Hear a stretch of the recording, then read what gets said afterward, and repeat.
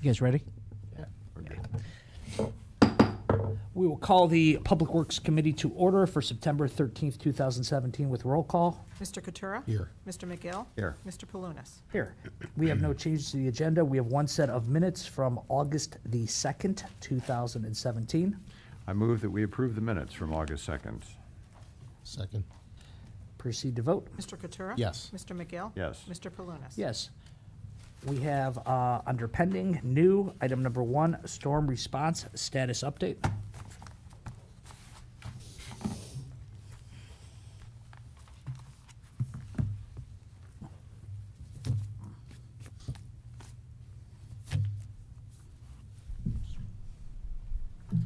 Hello, gentlemen, and Patty. How's the committee today? Good evening, or good afternoon. Good afternoon. Good afternoon. Good afternoon.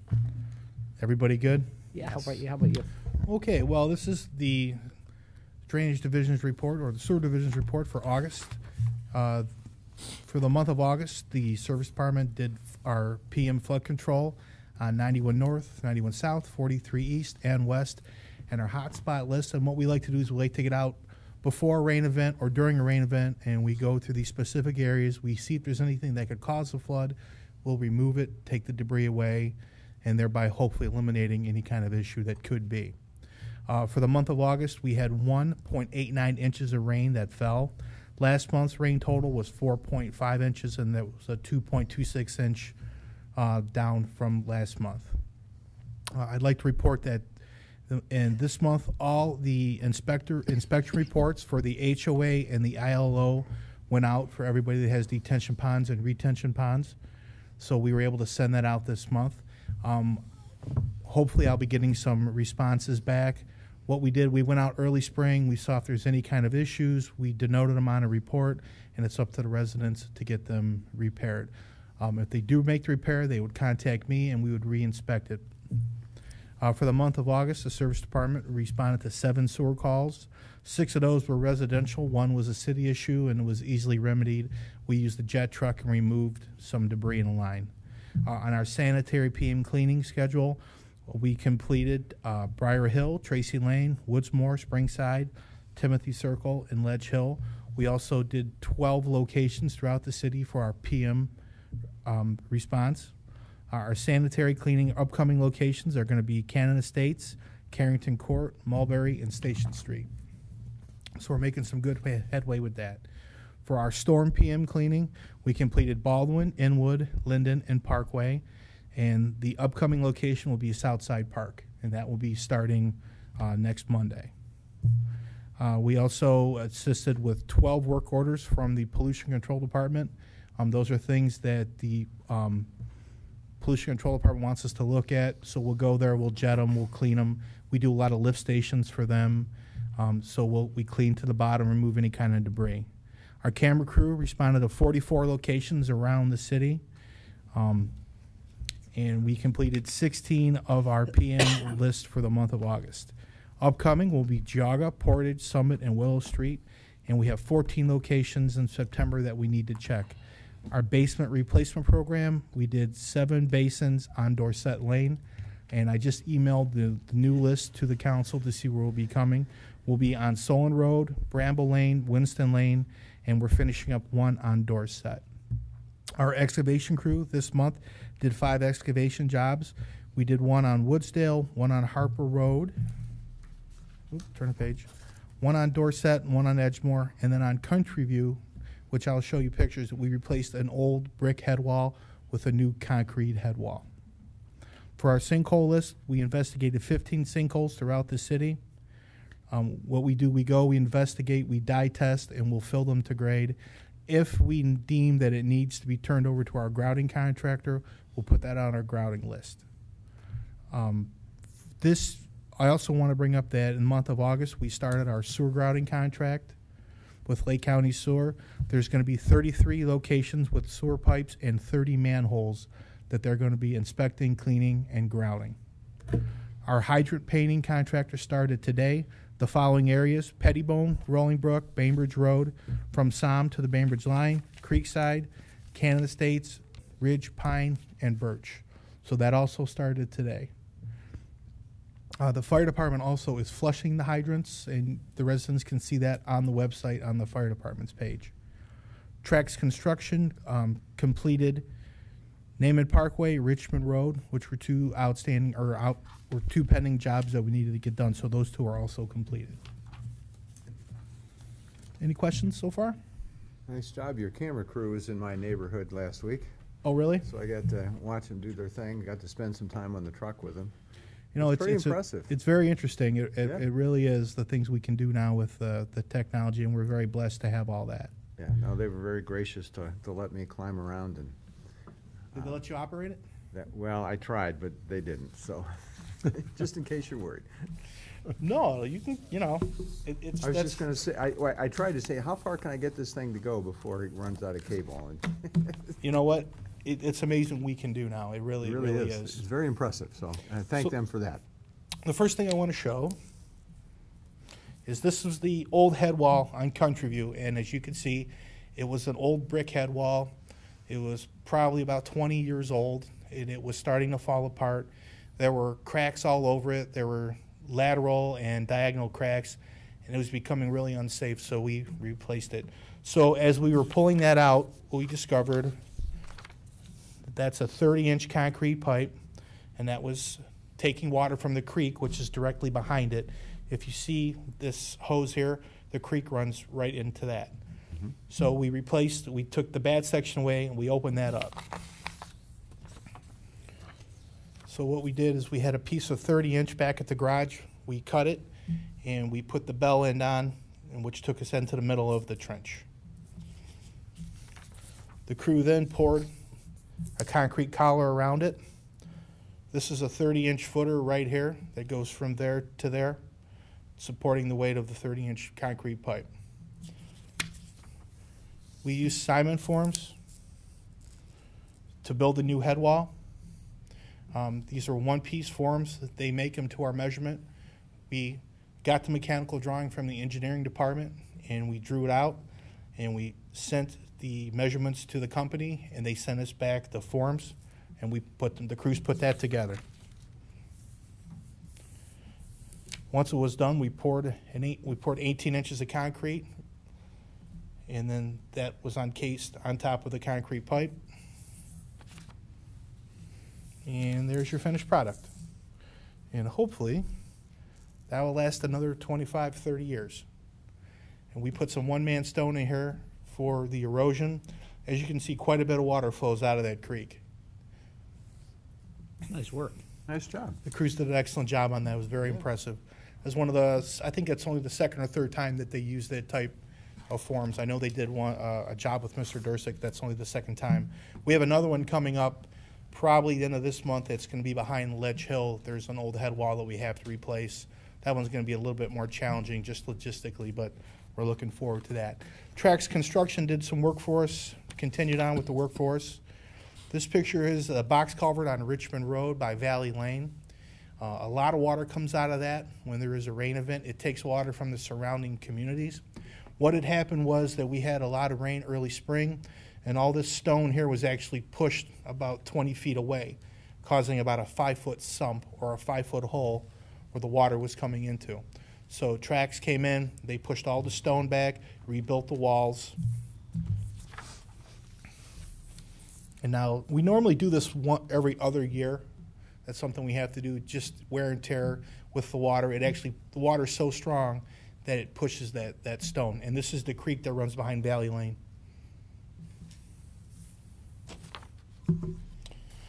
The last job they did for us this last month was Naaman Parkway.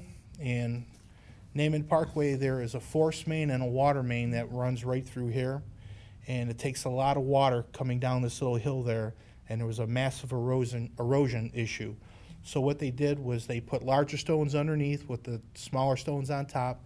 They put LSM concrete in there to stabilize it, covering the water line, covering the force main, and then they landscaped it. So I thought that came out really well. This is a view from the Bedford Heights side looking down.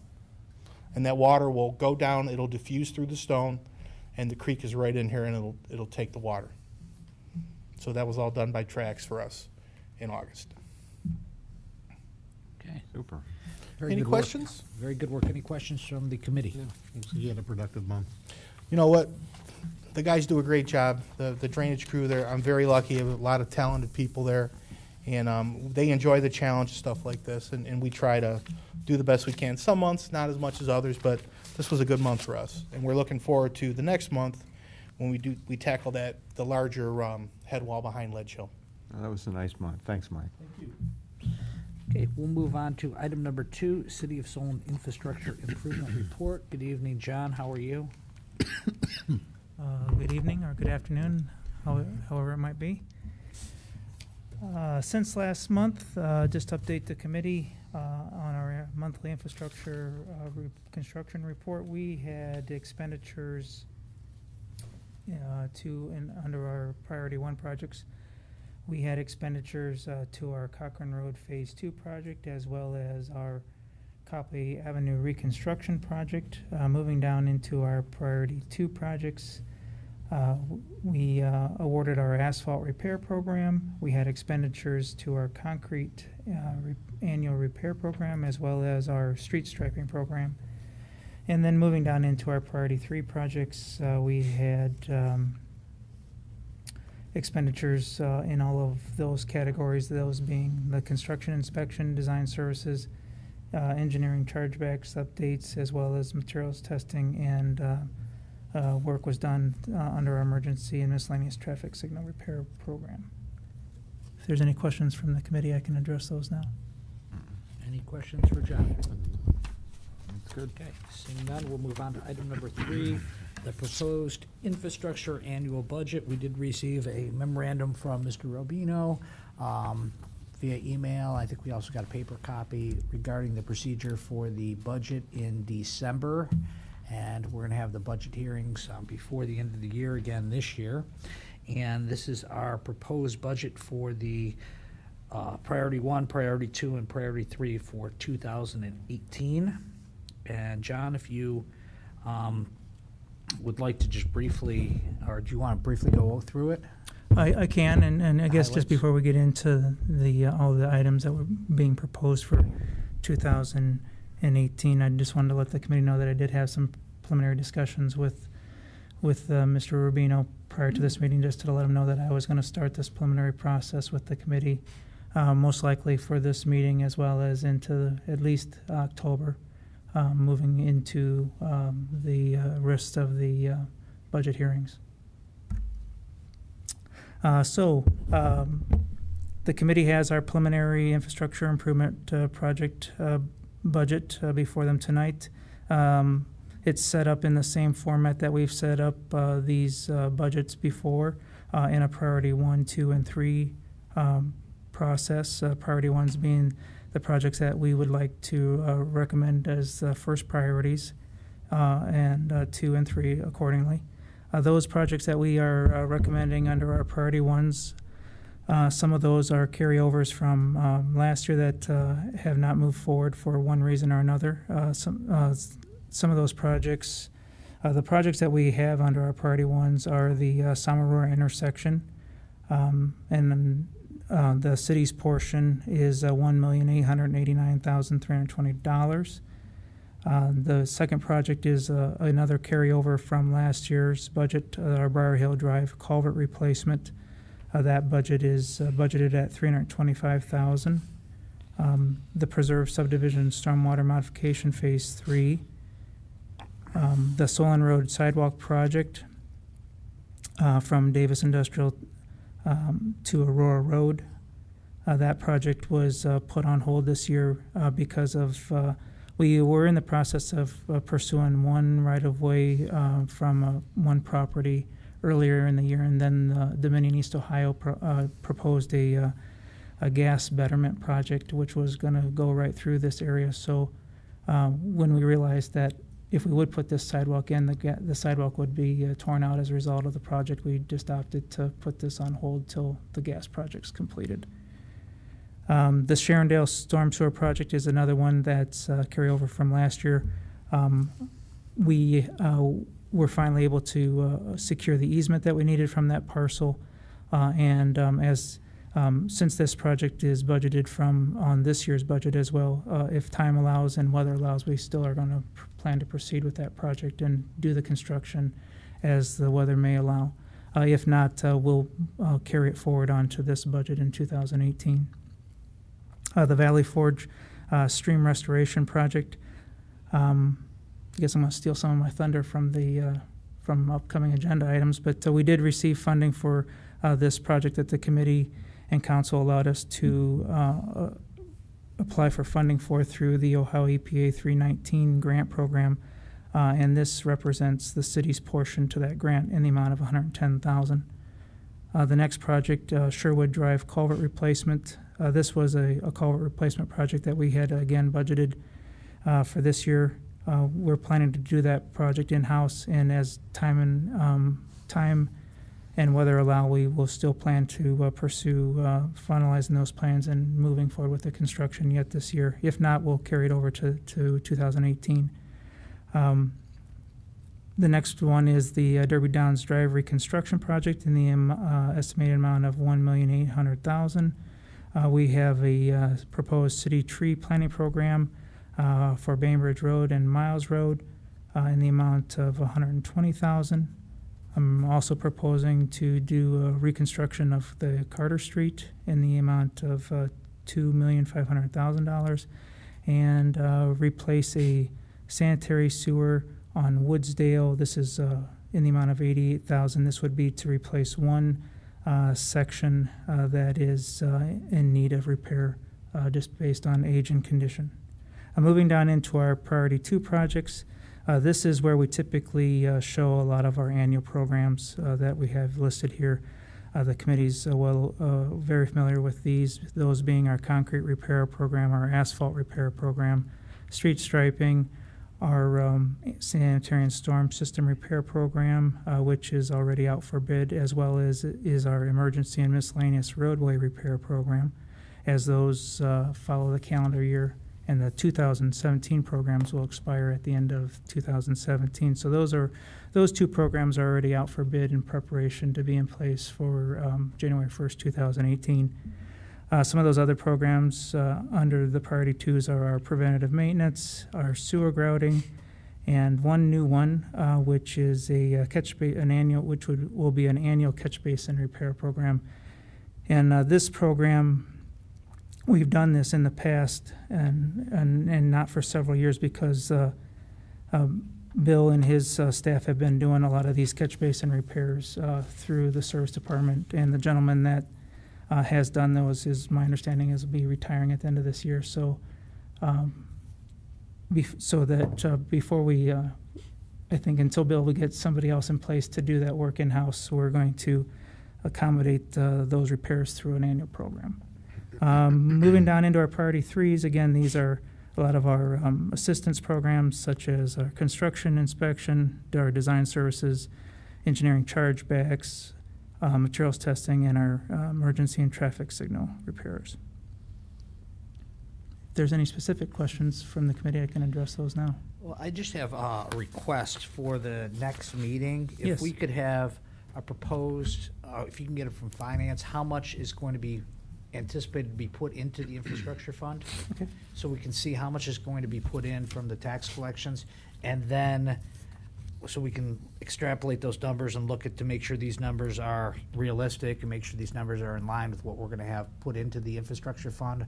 Also, any type of balance that we have in that fund. That's a carryover balance from 2017 anticipated. And the other thing is on, and we'll go through line by line at the next meeting for if we want to modify this or change it. But I think on priority 2 projects, item number 5, I want to make sure that number is going to be enough or accurate even for the emergency and miscellaneous roadway repair. So Dan, if you can just go through the past, 3 years and just average the numbers out to make sure that this is, a realistic number. Because if we have a lot of water main breaks or a lot of other issues that we have to do on an emergency basis, I want to make sure that we are covered under that with the budget. Actually, Dan, if you could expand on that a little bit, and for the last 3 years, sir, budget versus actual numbers, that would be great, so we can see good work, especially on these recurring projects. Sure. All right, thank you. Anyone from the committee have anything else on this? Mark? John, with respect to priority one, number 3, the preserve, Yes. where are we with the permit? We submitted the Are we further along in that process? We submitted the permit, and the Army Corps of Engineers has asked us to go back and more or less reevaluate or pretty much redesign everything because they have said that our initial request was too impactful. So that's where we're at, and we're hopeful to get back to that and resubmit something back to them for further consideration. Okay. One of the problems with this project, obviously, is it is a wetland, and as a result, it's wet. So it's this construction is, even if we do have a couple of dry weeks, it's still going to be a very time-consuming and wet and very difficult project. The other question I had was with respect to the sidewalks.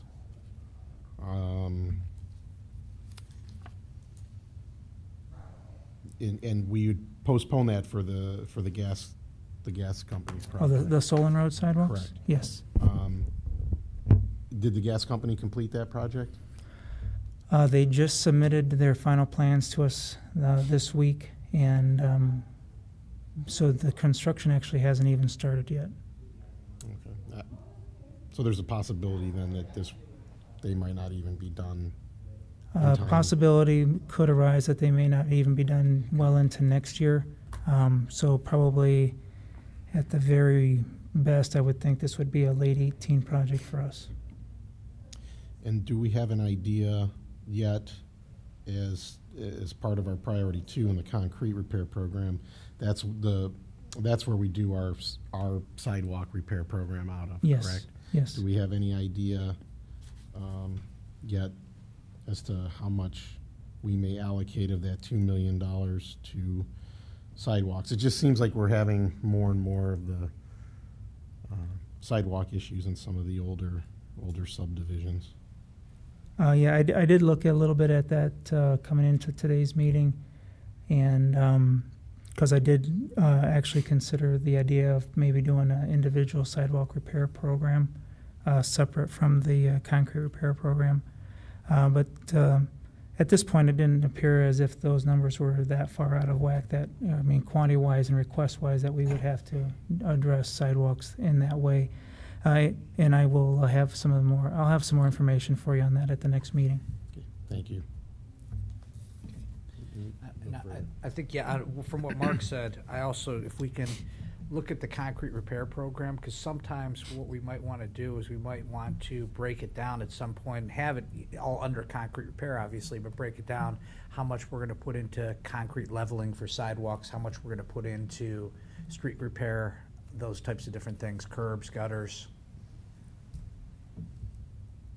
Just so we know approximately what we're going Sure. to be doing. Sure.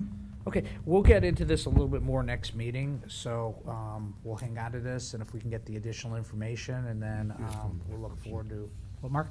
I did have one other question. Sure. Yes.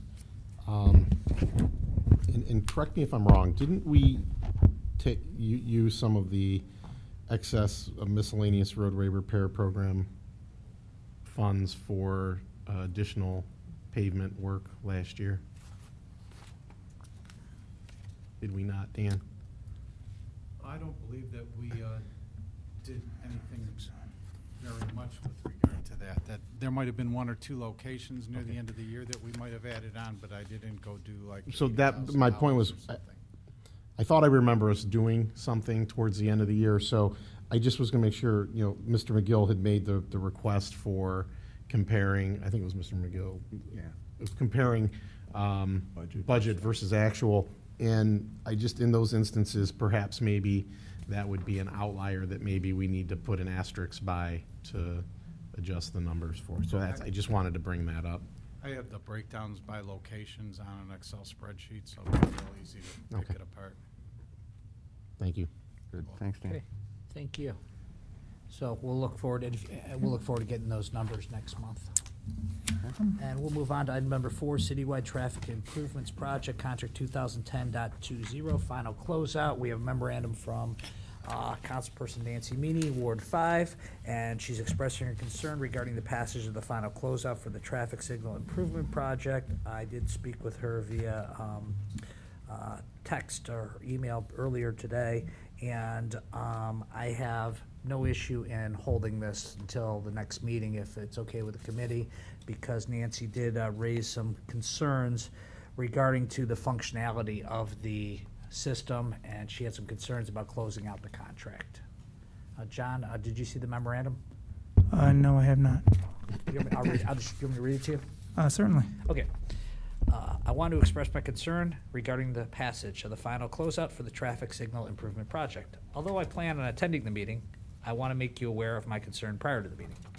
And she is here, and I think her concern is that to summarize her concern, is that the system, she's received complaints that the system's not working properly. Some lights are not, the timing of lights and the cameras appear to not be working properly to move traffic flow, and she's concerned, so she's asking us to hold the final closeout until her concerns are addressed. Is that pretty much it? Yeah, I think, I'll just come up real quick. Name and address, please. Nancy Meany, 5185 Harper Road. You know, to be honest with you, John, I would rather wait to go through the winter and see how these new cameras and how everything functions. I mean, I just received a email that I just looked at from Carrie of 2 of the issues. I know one is Harper Cannon, where the turn signals are going and nobody's in those. She just responded back to me that that was due to an accident. The shopping center by the Burger King, you can turn left in the Burger King, nobody's in that lane, but you can't seem to turn, there's no left signal for the people wanting to go to the shopping center. And she says right in here, Perham's involved, GPD, and I just think because we got the new cameras, and if you can tell me any different reason not to, personally, I would rather wait to go through the winter. Let's see, because this is where we ran into all the problems the last time, was with some stuff in the winter, and I just, you know, want to make sure, and I'm still, like I say, I'm still hearing from people, and I myself am experiencing it. So, those are my comments. John, are you okay with it? I'm fine with it. I just think I'll need to talk to the law director to see what his thoughts will be about and how we would proceed, obviously, with the contractor in holding this if the city, to see if there might be any issues from the contractor relative to additional funds for him carrying forward the bonds and the maintenance bond if the city holds it. Well, we want to make sure that because I know we got when the heaters broke on the, Yes. when the heaters broke or malfunctioned or weren't working properly as designed, we got an extra warranty on that, and we got all the heaters replaced, correct? Yes, we had all the cameras have been replaced. All of those cameras that we had the issue with initially have all been removed and replaced. So I think that it is because of the issues. I think that there should still. I don't know if there's any incremental cost on it. As of right now, there has been no incremental cost So we shouldn't because even worry about it then. the city hasn't accepted it to date. So whenever the date is, We still haven't we accepted still it? this starts the process. So if we wait a couple months, it's not going to be. And it may not be an issue, but I just want to have the discussion with the law director just to let him know, Okay. see if he has any issues. The city, this starts the acceptance process. Just from the administration standpoint, all we're saying is we're ready to start the acceptance process. I understand we have some issues that Ms. Meany raised. But even after the acceptance date of the project, we still have a 2-year bond in place to address issues. I understand that. So what we'll do is we could hold this here, and then what we'll probably end up doing is we'll hold this because of Nancy's concerns. What we'll probably do is review it. You'll talk to the law director. That'll take us to December, okay? Or that'll take you for him to get a response. Then what we'll do is, once we get that response, we'll then, we could then review the response, forward it to council at that point, and then have council have 3 readings on it, on the closeout if necessary, and that gives us a little, even more time. So there's not a hurry, because we still have to follow through with our processes here. Very good. Mark? I would just like to say I don't think the Councilwoman Meany has the patent on the only one having concerns with respect to the closeout. I have concerns myself. Some of the concerns that I had were we did have problems, it seemed like, during the winter. And so I'm glad that she brought that up. Mrs. Meany was on the Public Works Committee, I think, when this project started. And initially, I think we had problems where heaters were not plugged in. Then heaters were overheating, I think. Then I believe the actual camera detection systems, I think correct me if I'm wrong, they were to be replaced. It seemed like only half of them got replaced. Every time we seemed to have an issue, it was like, well, that's in an area where we haven't replaced the camera yet. So it just felt like, from my perspective, that the cameras never all got fully replaced during the winter season. So as I'm sitting here, I am apprehensive as well. I share the same concerns that Mrs. Meany does, and it's kind of like, I feel, I understand that we have a warranty and everything, but I still feel as though if we were to going to purchase a car and we went and took it for a test drive and the car kept stalling and the check engine light came on, we could still buy it saying, well, you've got a warranty. So I kind of feel the same way, so I am not 100% comfortable moving forward tonight on this as well. Do you have a specific list from Councilwoman Meany on the issues that she's concerned about? A checklist of things you need to... I'm aware of 3 intersections. Okay. One is the Cannon Harper. Yeah. One is the Burger King at Aurora. And I think the third one was, and correct me if I'm wrong, Harper and Aurora, which was I think that one was a timing one. Those are the only 3 that I'm aware of. Just Harper Road keep coming up here. Well, Anyway, and I was going to save it for my update later, but Harper Cannon, the Harper Cannon intersection was on August 31st was involved. There was a 2-car accident there. That as a result of the accident, the traffic cabinet was hit and ripped off of its foundation. All the wires were severed. And I have some pictures with my other stuff at my desk I could show you. I'll save those for the update. But as a result of that, the contractor came out and put a temporary cabinet in. Obviously, it's not up to the same standards that we had in there permanently. So until we get a new cabinet in place, that signal is going to function in a recall mode. All right. Now, when was the original date for this project to be finished? The original date goes back. Well, the original completion date was the end of 2014. Okay. Does have all cameras been replaced or just some?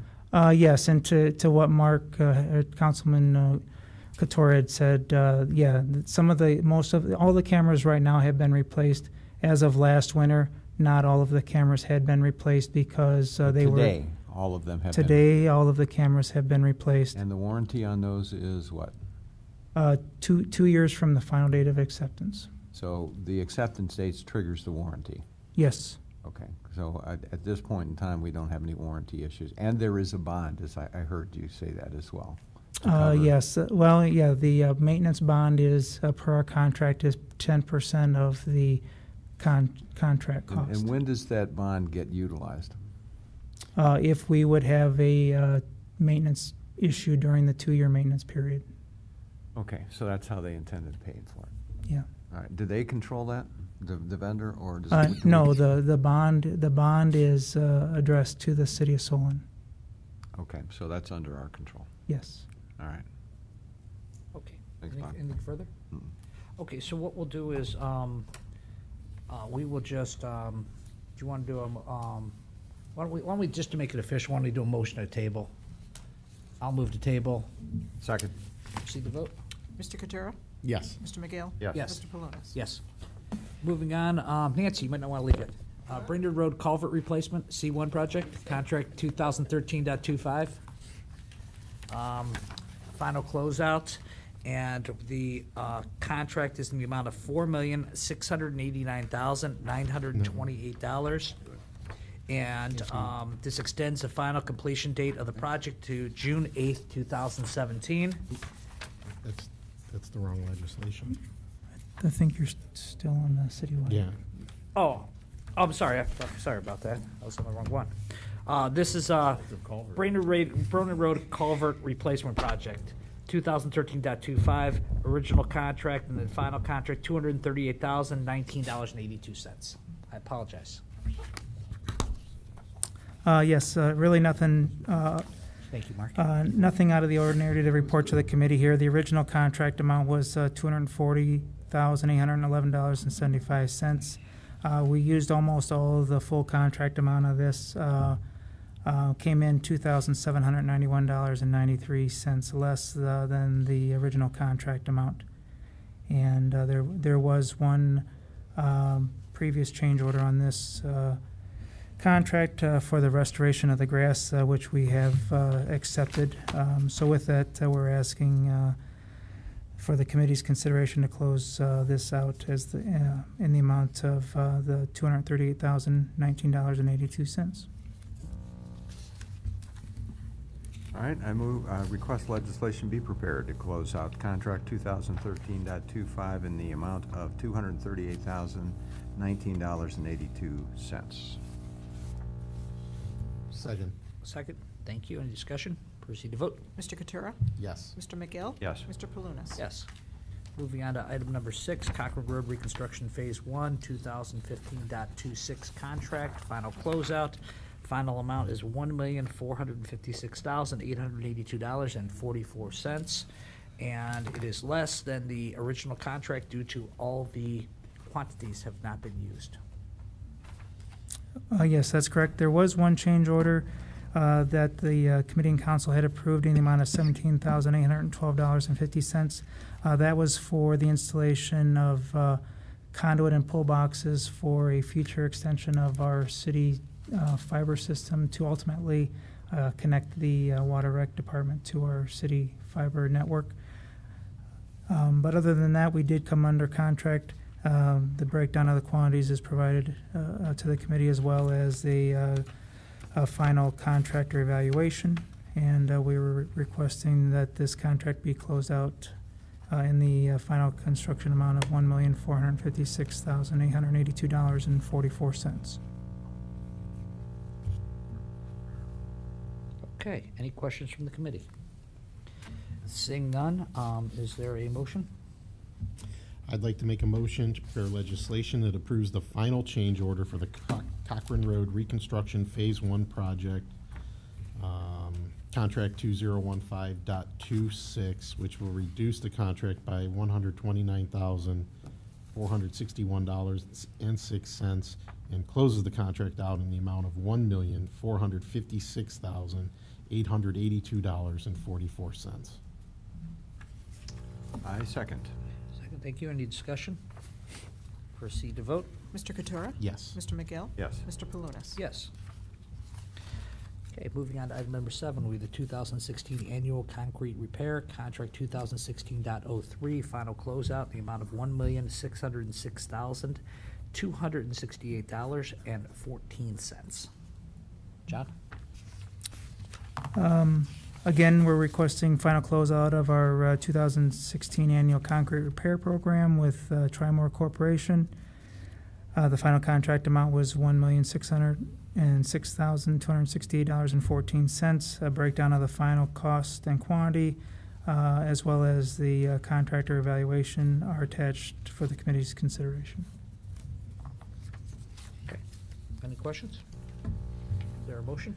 I request legislation be prepared to close contract 2016.03, final closeout in the amount of $1,606,268.14. Second. Thank you. Discussion, proceed to vote. Mr. Katura? Yes. Mr. McGill? Yes. Mr. Palunas? Yes. Moving on to item number 8, 2016 Annual Emergency and Miscellaneous Roadway Repair, Contract 2016.12, final closeout in the amount of $166,607.86. John, anything? If the committee wanted a comparison of awarded versus actual, here we are as Yes. Thank you. as one. So you'll be probably seeing these numbers again next month. But we are requesting to close this contract out in the final contract amount of $166,607.86. The final breakdown of the cost and final numbers of the cost and quantity, as well as the contract evaluation, are attached for the committee's consideration. Okay. Are there any questions from the committee? So the original contract was $294,675, so that's the number to compare it to for next year. Yes, And then the realistic number is the 166. $166,607.86. Yes. It's a complex finance term, Doug. All right, thank you. Okay, is there a motion? Sure. I would like to make a motion to prepare legislation that approves the final change order, the 2016 Annual Emergency and Miscellaneous Roadway Repair Program Contract 2016.12, which reduces the contract by $128,067.14 and closes the contract in the amount of $166,607.86. Second.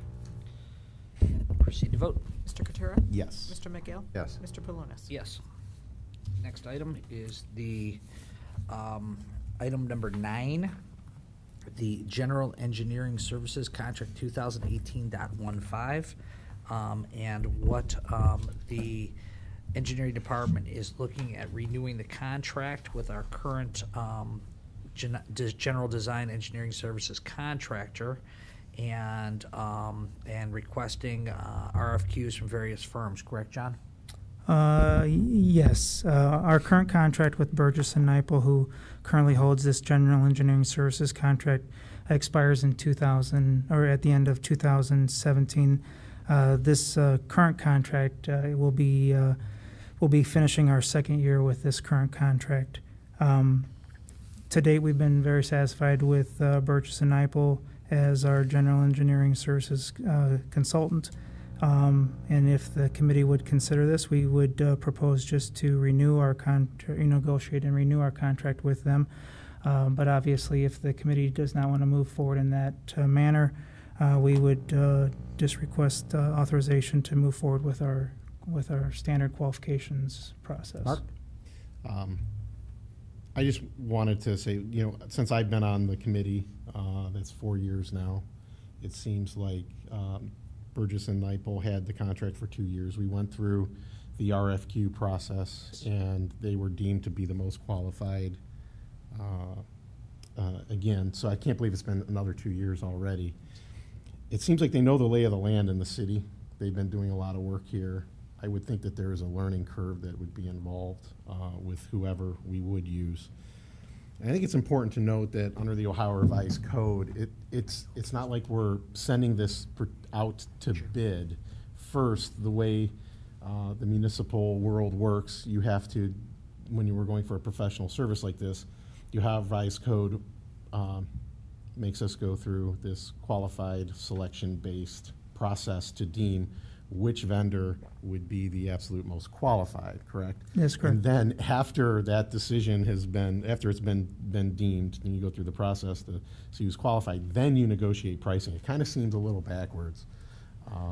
But I am comfortable, having worked with them now for 4 years, I am comfortable with just having the engineering department, as long as they are as comfortable as I am with them, to just reach out to them and to begin the negotiating the price.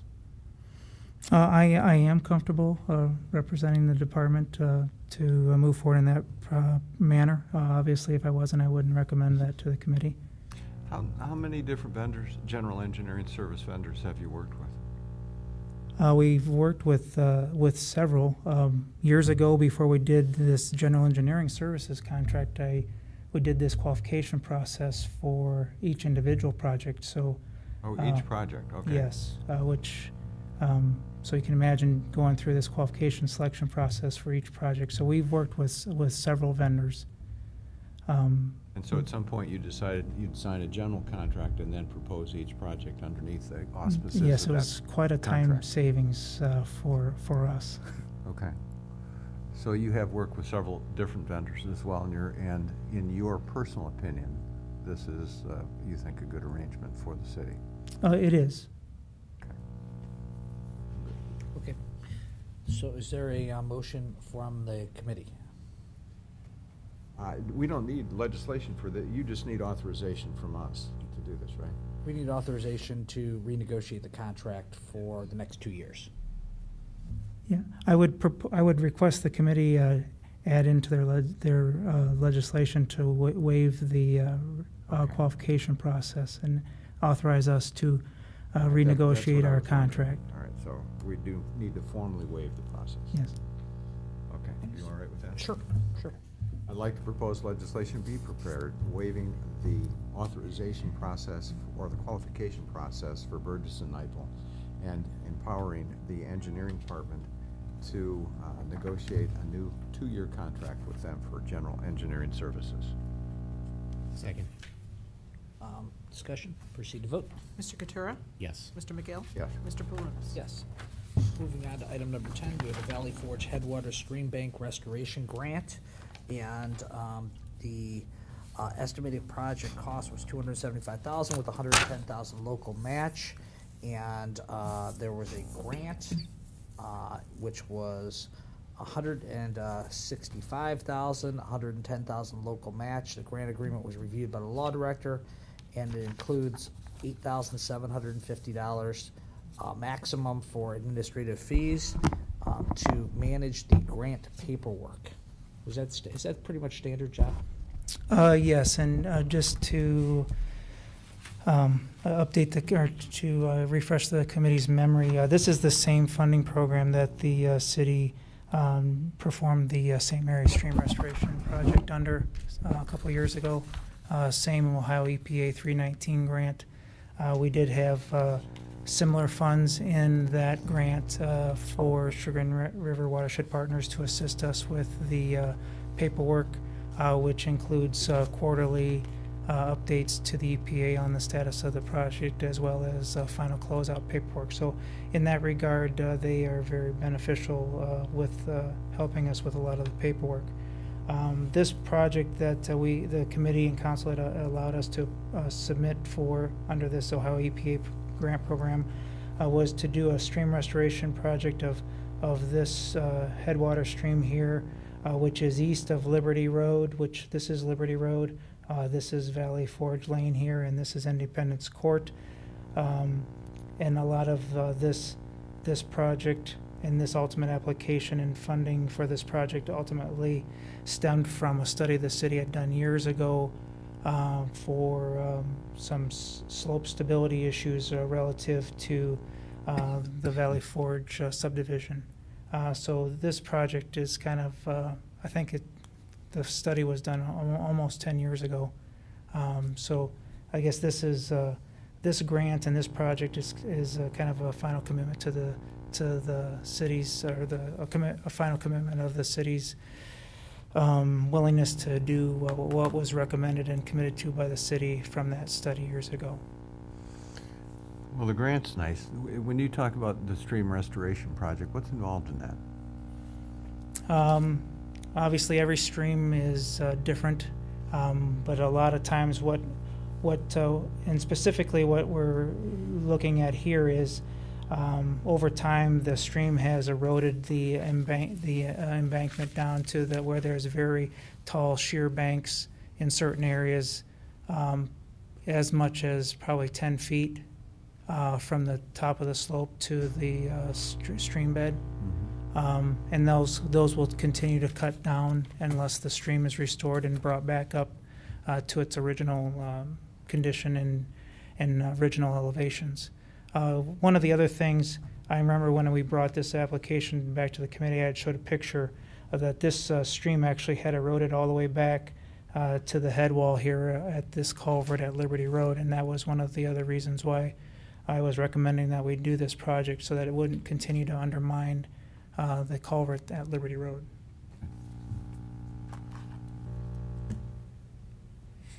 Any other questions?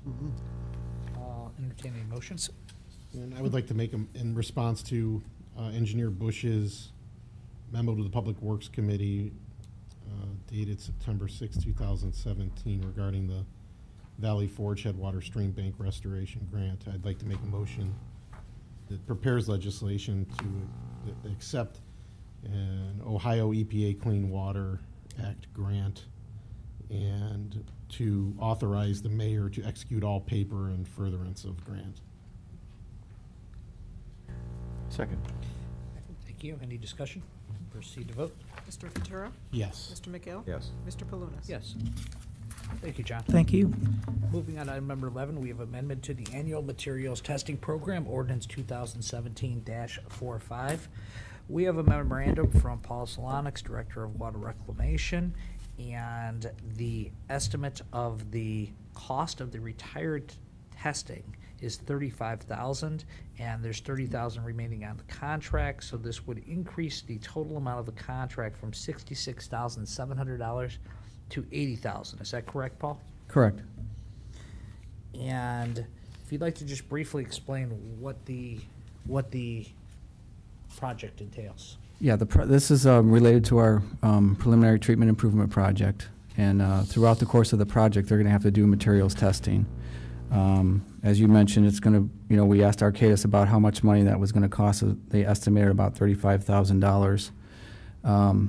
Obviously, when I found out it was that much money, I was going to need to do something because of the amount of money that was going to be to get this taken care of. So we knew that we had a materials testing contract already with the city, but I obviously didn't want to deplete their whole amount of money that they had to set aside for their projects. So I met with Matt Rubino, John, and Mr. Loby, the law director, just to see what they thought about how we would go about doing this project.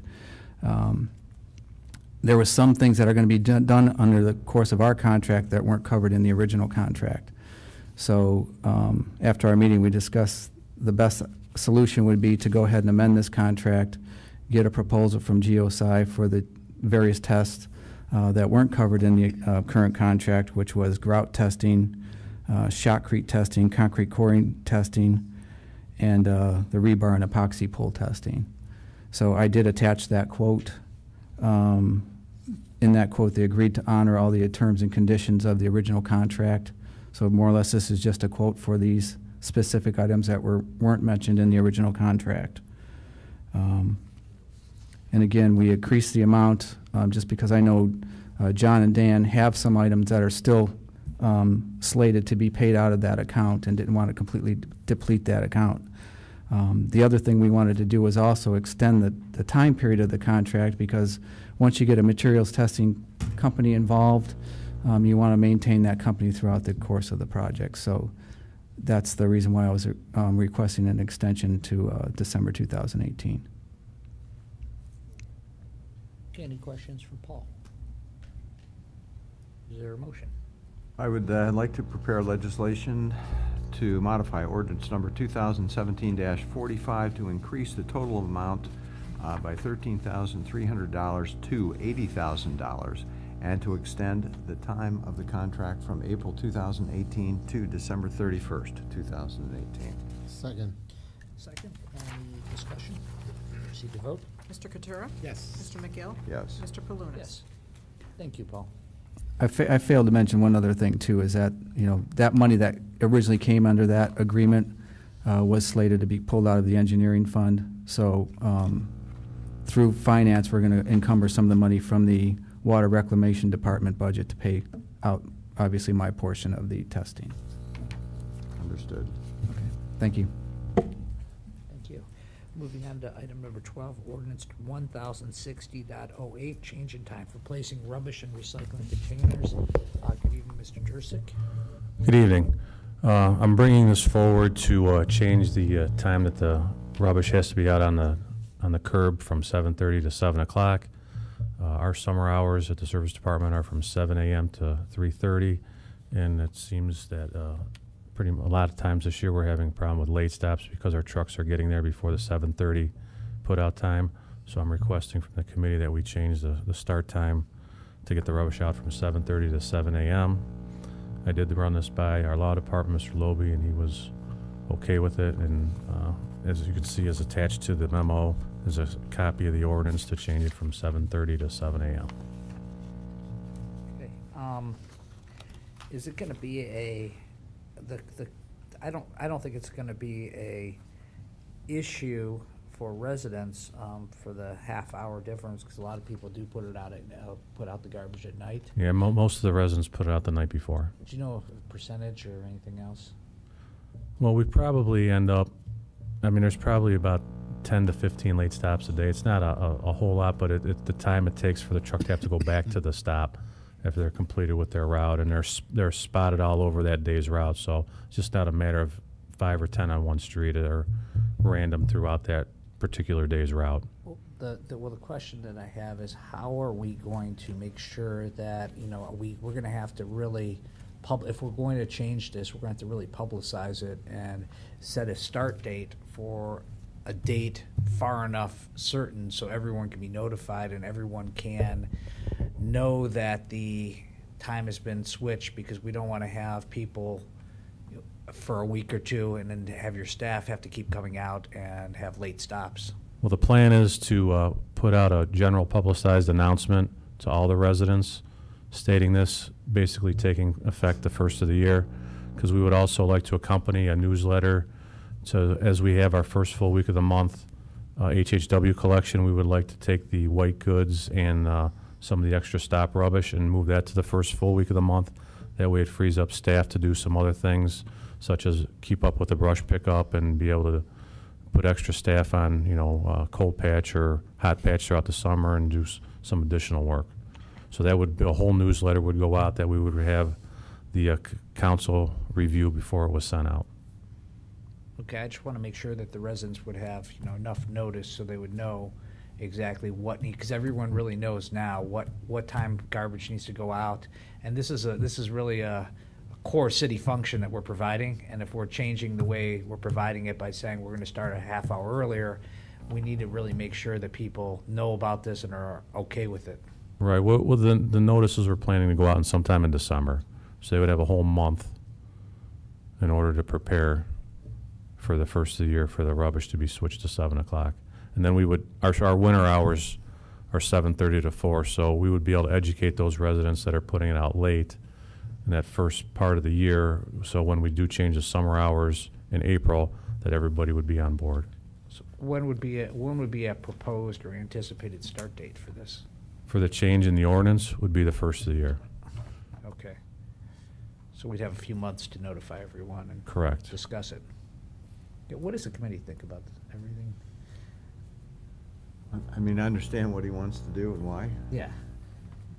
But when you change a schedule, that's when we're going to hear about it. that's what. Yeah, that's the thing. When you change a schedule, especially something that affects, even though it's only a half hour. Right. And I understand the administrative, everything that's going on. When you change a schedule for residents, a half hour earlier garbage pickup, it might not seem like a big deal at the committee level, but I'd like to get some input from residents on this, because we're the ones who hear about any types of changes, and this affects every single resident in the city. What I would suggest, and this truly is a suggestion, that you send something out in November and solicit feedback, and then report to us in December what you have heard back from residents and from how many. And that way we can see whether this is something that's going to be a significant problem, or it's just 2 or 3 people that are going to be inconvenienced. Because I know sometimes, I know you wanted to answer, but I know sometimes what Mr. McGill said here is that when you have certain residents, sometimes people they don't subscribe to our senior, Right. the senior assistant program, so they might have someone coming over to bring garbage out, and that person might come over at 7:15 in the morning or 7. There might be quite a few people Right. that are affected in that way, and I think what he said really has a lot of weight to it, because we really don't want to, we're doing this to alleviate some strain on the staff too for other issues, but I think that we really need to make sure we're doing this the right way if we're going to do it. Yeah, no, we need to have feedback, and, you know, some people will perceive it as we're doing this for our benefit and not for theirs.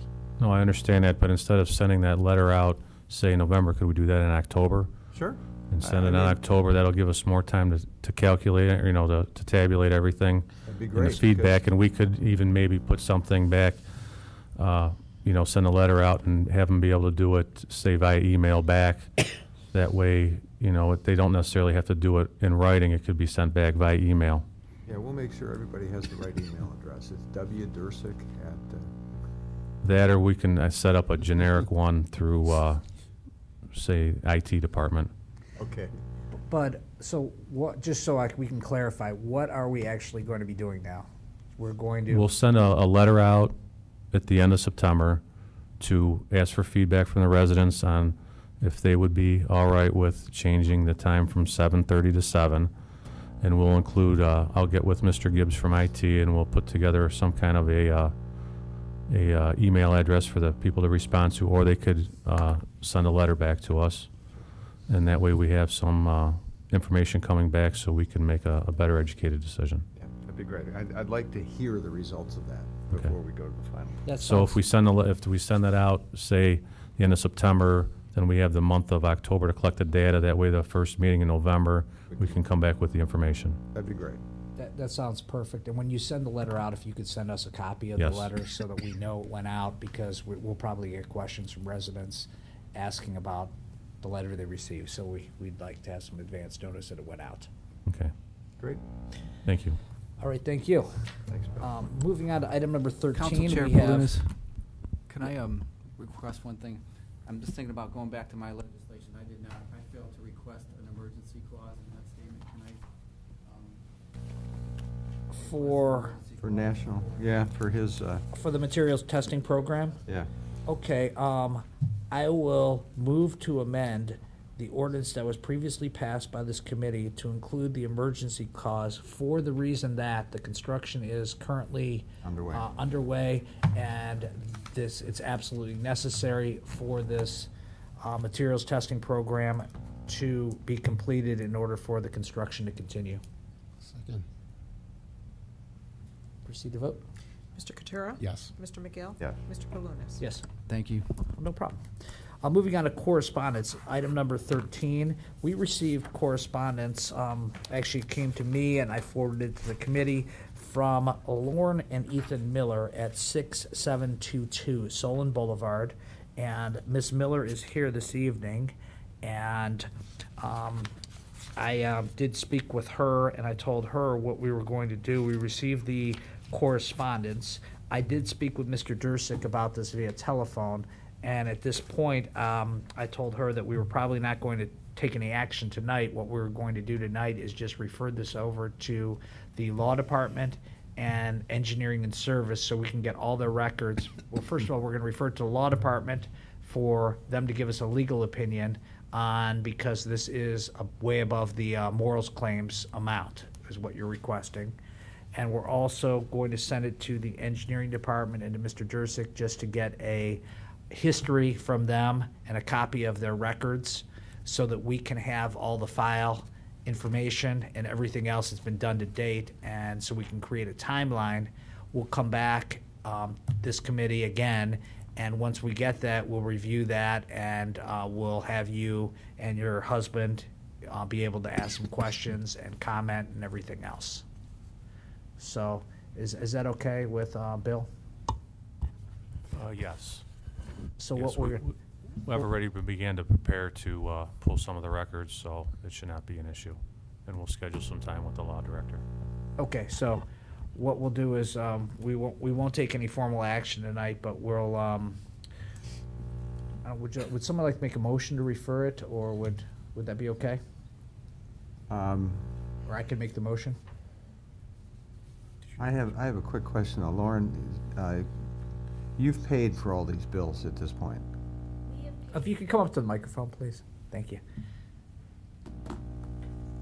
Just for the record, coming up to the microphone is Lauren Miller, 6722 Solon Boulevard.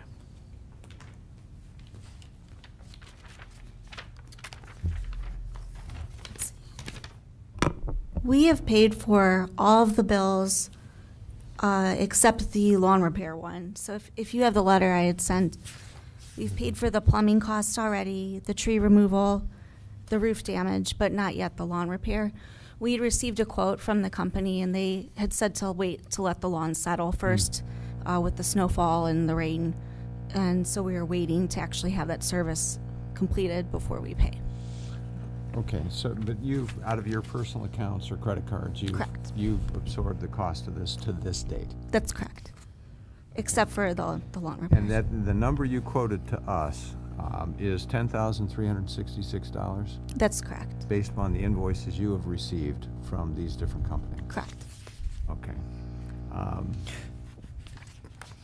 So, my question is, and that's really for the committee, is that, so, you know, they're paying something in credit card fees as well as, you know, everything else relative to this. So if they're asking for this amount, we may want to do something else to help them cover the cost of all of the financing relative to this. Well, I don't know if we legally can do that. I don't know. I don't think we can legally do that, because I think the issue is that anytime there's any type of a claim against the city, I think we can pay some incidental expenses, but I don't think we can pay finance charges or interest on certain types of claims.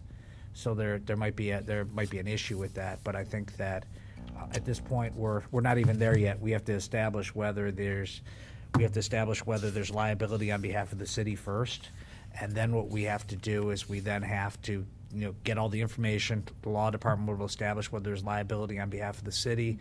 Mr. Jurczyk will get us all the information, and at that point, then what we'll do is we'll evaluate all that information, and then we'd refer it over to the Finance Committee with a recommendation for what we would recommend doing. So if we went through all the information and we said we feel there's a valid claim, we would then say we feel there's a valid claim based on this, this, and this from Mr. Jurczyk and from everyone else, and then we would recommend that the Finance Committee consider it for payment. If we feel that there's not an existing claim or there's not a good claim, then what we would do is we could say the law director said there's no claim as a matter of law, and we would refer it over to the Finance Committee on a moral claim basis, which would be under our code and our administrative code. So we would do it that way, and then there's a cap on the moral claims. So, but we need to really take it at the first step. So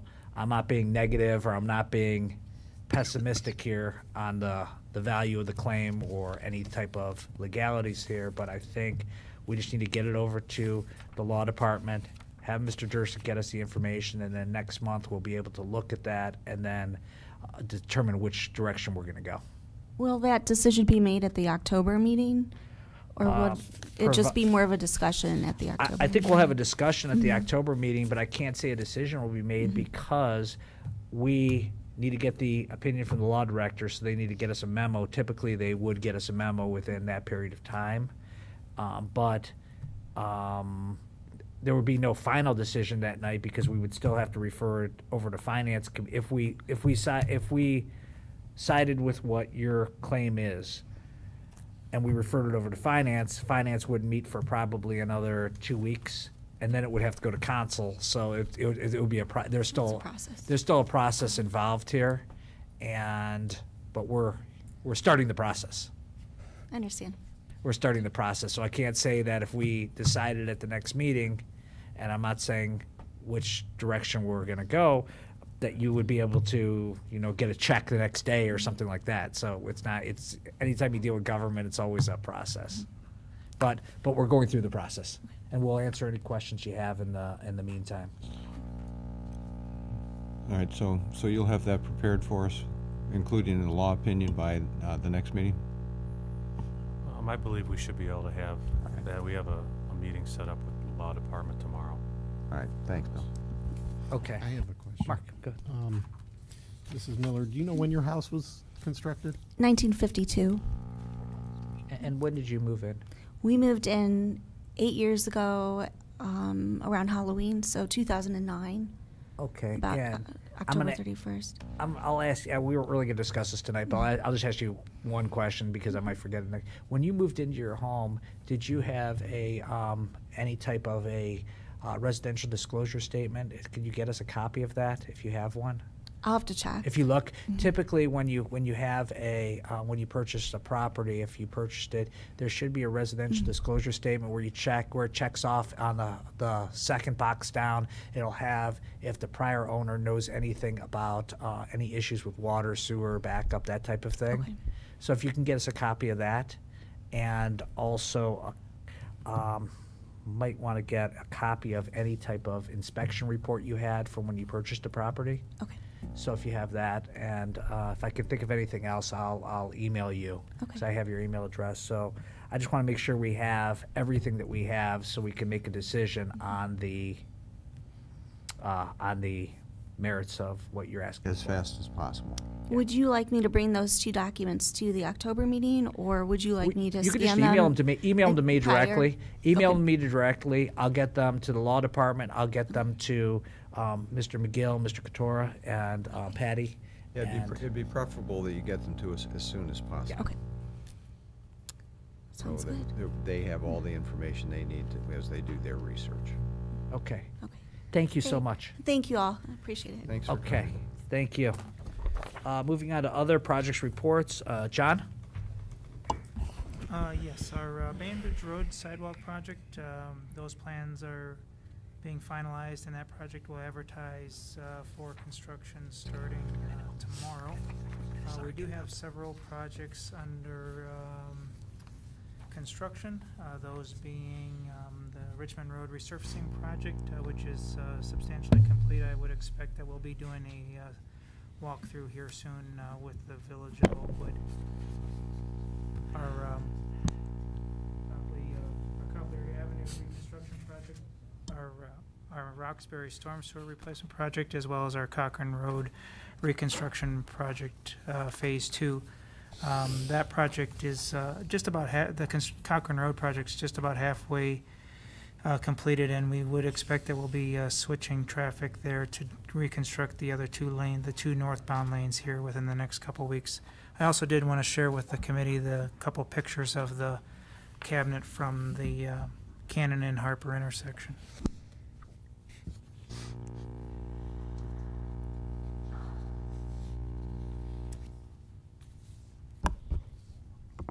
So as we had discussed previously or earlier in the meeting tonight, the Cannon and Harper intersection was, there was an accident there that damaged or destroyed our traffic signal cabinet. This is, looking at the bottom of the cabinet, this actually would be the portion here that would be mounted to the concrete foundation. Just as a matter of reference, this is the electric service and the electric meter to service the cabinet. And this is another view of the cabinet, bottom of the cabinet again here. This is the portion that would be attached to the foundation. You can see some of the sealants that would go against that joint. So this was the original cabinet. As part of the citywide traffic signal project, we had added this side cabinet, which is a UPS cabinet, which adds battery backup for uninterruptible power supply in the event that the power goes out. So we still have functionality of the signal. Did the driver have insurance? The initial report was kind of unclear whether they did, but we've turned this all over to the prosecutor's office and are in the process of getting some estimates through the traffic repair contractor for the prosecutor's office to pursue reimbursement. Okay. Thank you, John. So if there's any other questions on the report, I can address those now. Okay, any questions? Moving on to item number 15, we have a sidewalk repair program update. We have a balance of $17,762.15. So we will keep the original contract number in mind of $95,000, and we'll keep that in mind for our budgetary concerns for 2018. And we will look at the work that was done this year and make sure that we have a comparable amount of work done next year. And are there any questions for Dan from the committee? Okay. Good. Thank you. Item 16 is the 2017 annual emergency road repair program update.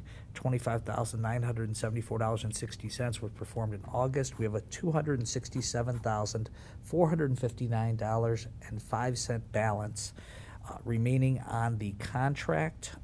Dan, is there anything you'd like to point out on this?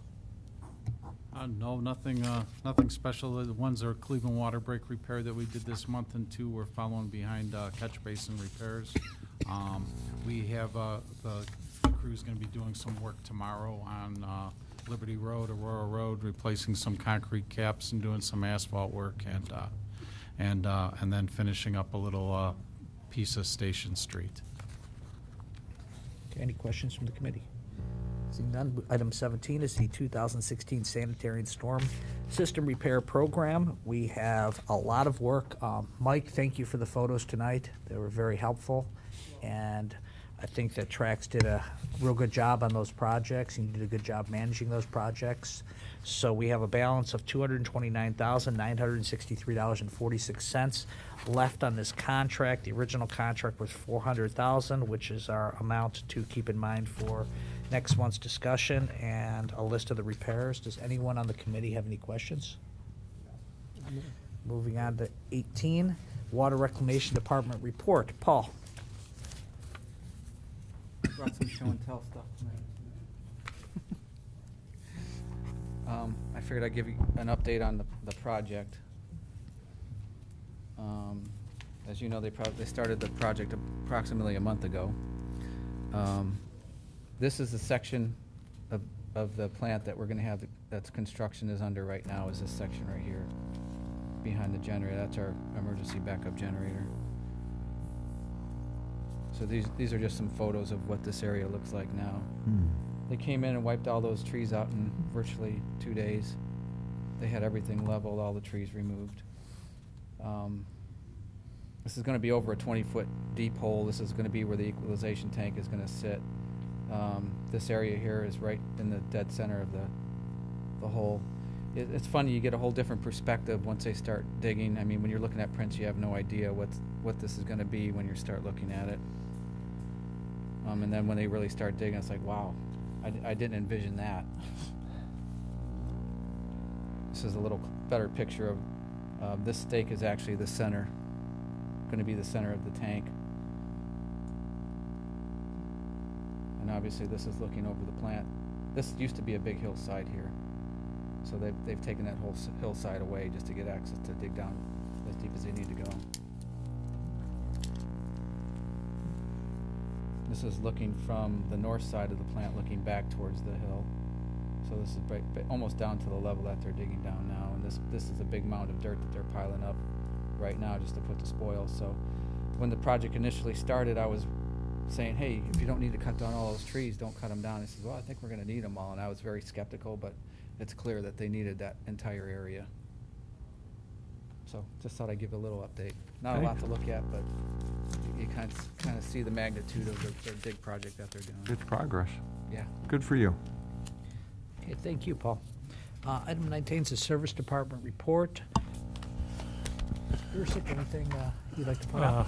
Yeah, I just wanted to let all the residents know that the truck drop program will be ending at the end of September, so we can move into leaf mode. Leaf pickup will begin October 15th, as it does annually every year. And then I do have one announcement. We did promote somebody to Assistant Service Director, and Mr. Mark Hawley is our new Assistant Service Director. So I want to congratulate him, and I want to say a big thank you to all the applicants that put in for it. They made my decision very difficult. But moving forward, Mark Hawley will be our assistant director. Okay, and how long has he been with the department? Mark has been with the department, I believe, since 98, give or take.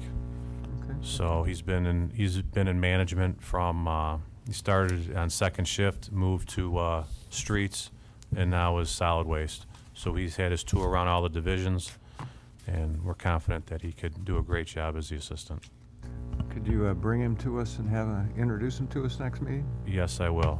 Actually, he will become the title becomes official the last pay period of September. So next meeting he will be here. Do we have to vote on that, or? No.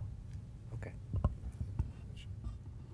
Who will be covering his duties on solid waste? He's going to be doing dual duty. We're going to be posting the manager's position here shortly, and hopefully I can get somebody in place to take care of that. And another internal promotion, so that's what we try to do, promote from within. But in the meantime, in the event we have an issue, solid waste issue, we can still contact Mr. Hawley. Yes, he will still be the contact person. All right. Motion to adjourn. So moved. Second? Proceed to vote. Mr. Katura? Yes. Mr. McGill? Yes. Mr. Palunas? Yes.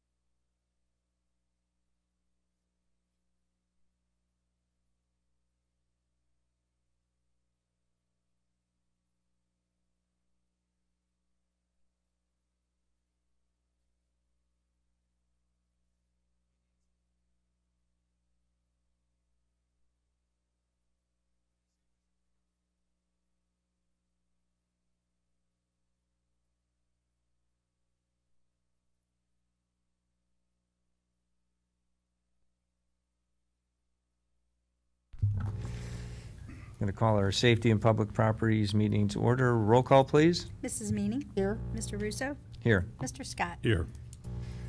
Well, before we start, John, I'd like to welcome you to not only council, but our Safety and Public Properties meeting. Well, I couldn't have picked a better committee to come on. I think I'm one of the first committees I ever started, and I really want to thank council for giving me the opportunity to come back. Okay. And, you know, between this committee and finance, it's going to be great. Mm-hmm. And I'll be working with you on both. That's right. That's So, right. thanks. Also, Yeah, and- welcome and- to. Right. And based on your comments in the interview, we specifically have item number 9 on the agenda. Oh, thanks. Okay? I'll live through that. And that's the only reason. That's on the- Okay. Brings us to the approval of the minutes of special meeting of August 7th, 2017. Okay, I'll go ahead and make a motion to approve the minutes of the special meeting, August 7th, 2017. I will second. Roll call, please. Mrs. Meany? Yes. Mr. Russo? Yes. Mr. Scott? Abstain. Okay, we also need approval of the minutes of August 9th, 2017. I'll go ahead and make a motion to approve the minutes of the August 9th, 2017 I safety will meeting. second. Roll call, please. Mrs. Meany? Yes. Mr. Russo? Yes. Mr. Scott? Abstain. And finally, approval of the minutes of the special meeting of August 21st, 2017. Okay, I'll go ahead and make a motion to approve the minutes of the special meeting of August 21st, 2017. Okay, and I will second. Roll call, please. Mrs. Meany? Yes. Mr. Russo? Yes. Mr. Scott? Abstain. Okay, brings us to reports. The first item on that is jail report. Chief, is there anything that you'd like to bring to the committee's attention? Just that we've been working pretty diligently with the City of University Heights to try to come to a negotiated agreement for a long-term contract similar to the ones we have with Shaker Heights and with Twinsburg, and I hope to have that contract in front of you at the next meeting. Great, thank you. Any questions from the committee? No. Thank you. Okay, brings us to correspondence. We have a memo from Police Chief Island concerning a referral from Councilman Palunas. Chief? Thank you, Mr. Chairman. Councilman Palunas made a referral reference traffic control devices, which was handled by myself and the City Engineering Department. We have crafted correspondence, returned it to Mr. Palunas so that he could share that information with his constituents, and that memo is included for your information. Okay, With recommendation of no action being taken. great. Thank you. And Mr. Palunas, do you have any questions? I accept and I'm fine with the Okay, chief's great. response. And I appreciate him responding so diligently and quickly to the residents' questions. Thank you. All right, brings us to police and fire. Item number 3, a memo from Police Chief Island concerning nuisance wildlife coyotes. Chief? I've had several complaints and conversations with some of the residents here regarding hearing coyotes at night. The noises that they make can be very disconcerting. So I referenced, again, for your information, April 2015 memo, general information regarding coyotes and our inability to do many things as a city. However, individual property owners can hire nuisance trappers to trap coyotes. We have just recently hired a new animal warden who started this Monday. We've spread his information along our social media networks, Facebook, Twitter, Nextdoor, et cetera.